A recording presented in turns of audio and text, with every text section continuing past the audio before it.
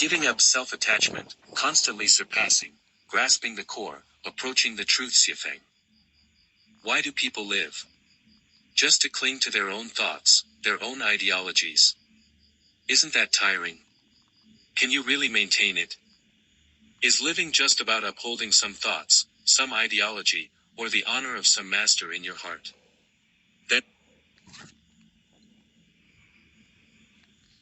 Then where am I in all this? Once I find myself, I must ask myself, who am I? Can I maintain myself? Why keep myself? Much of life's trouble and anguish comes from self-attachment, from rigid beliefs, which unknowingly exhaust our intellect and waste our precious years. We sit in prison, utterly forgetting that we ourselves are the prisoners. How many realize that their entire life is spent in prison? That they never walk out of the prison of their mind? Prisons made by humanity are for those who break the laws and constitution. Prisons made by the greatest creator are for those who ignore the laws of heaven and life.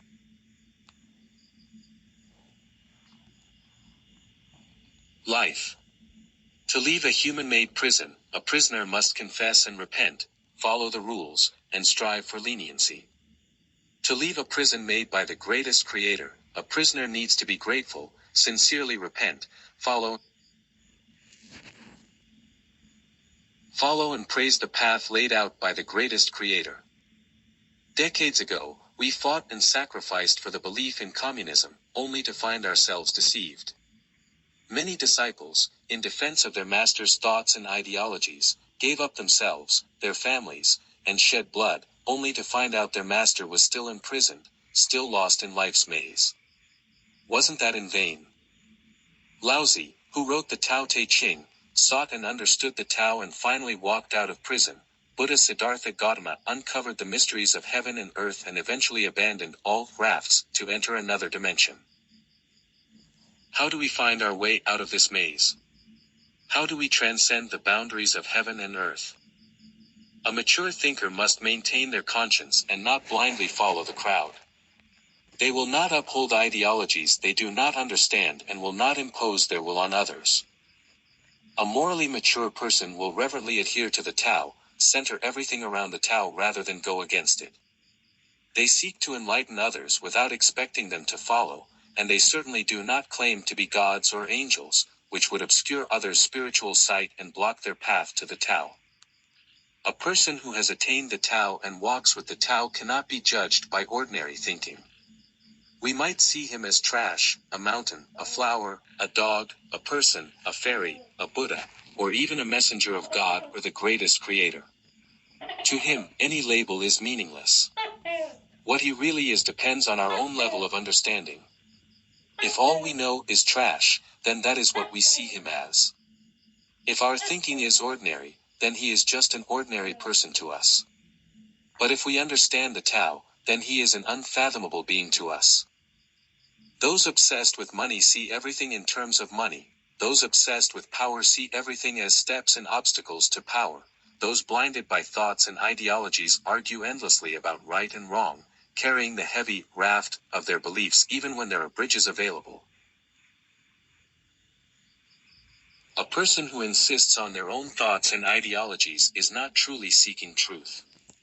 When we think we are pursuing truth, we are actually moving away from it. We cannot reach the far shore of truth, we can only come close, like calculating pi to many decimal places, always approximating, never exact. Any mechanic knows that the quality of a machine depends on the maker's or installer's ability to refine it. Extending one more decimal place in precision enhances the part's accuracy and the machine's lifespan, and thus its performance. A person who truly understands the Tao, who truly seeks truth, is inevitably a loner. He cannot have a large following of admirers, supporters, or sympathizers unless he departs from this world. He does not seek others' opinions or strive for their understanding. Even if all humanity opposes, rejects, or suppresses him, he will not deviate from the path of truth to cater to popular sentiment. He cannot belong to any political party or religion, nor lower his standards or invert right and wrong for public approval. If there are 10,000 people on Earth, a politician must curry favor to win votes, gaining the understanding and support of the majority, for the one who wins hearts wins the world. But this does not apply to one who has attained the Tao. To maintain his path, he must oppose the 9,999, if they all go against the Tao. We cannot see the mountain if we focus on a single leaf. To appreciate a large painting, we must maintain a proper distance.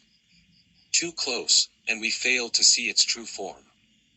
If we use a magnifying glass on a part of the painting, what can we see besides the paint? To appreciate the waves of a forest, we must stand on a high mountain. Entering the forest, we see only individual trees. All forests have dead branches and fallen leaves. If we look only for these, we will surely find them, but concluding that the forest is a junkyard from a few dead branches and leaves is a tragedy not for the forest, but for ourselves. People in the Tao are like fish in water. A fish out of water dies, just as a person away from the Tao perishes.